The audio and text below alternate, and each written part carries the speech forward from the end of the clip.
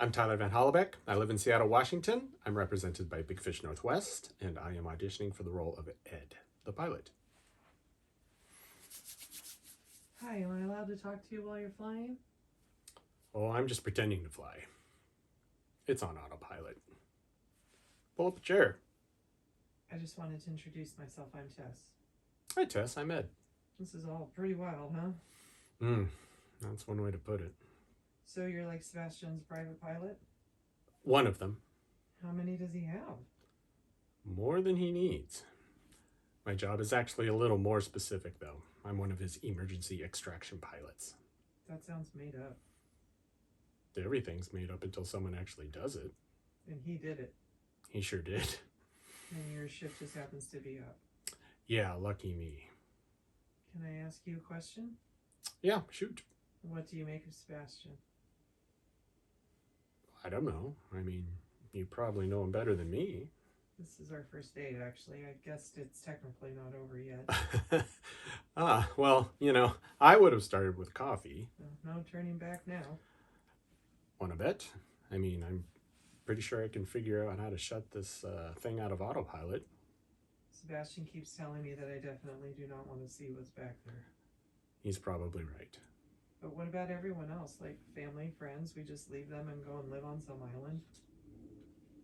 Well, you're making it sound like we're going on some kind of vacation. But that's exactly what's happening. I just feel like I've abandoned my sister. Does she live nearby? No, Colorado.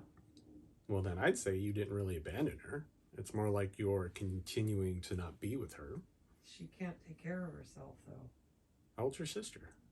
22, but I still have to remind her to pay her rent every month. I do know your chance of helping her if you had stayed were pretty slim, so I think you're doing the best thing you can. Sebastian said he'd help me get to her. I guess depending on what happens. I don't know. It felt like going to him might be the best chance of seeing her again.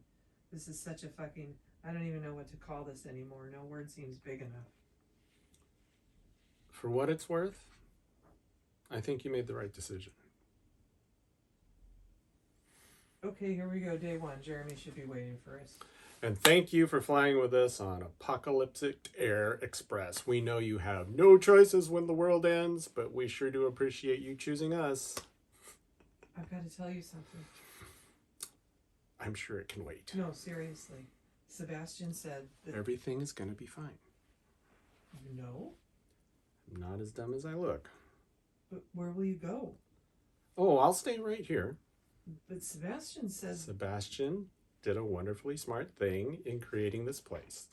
It's the kind of place where a small group of people can thrive together, but the key word is together.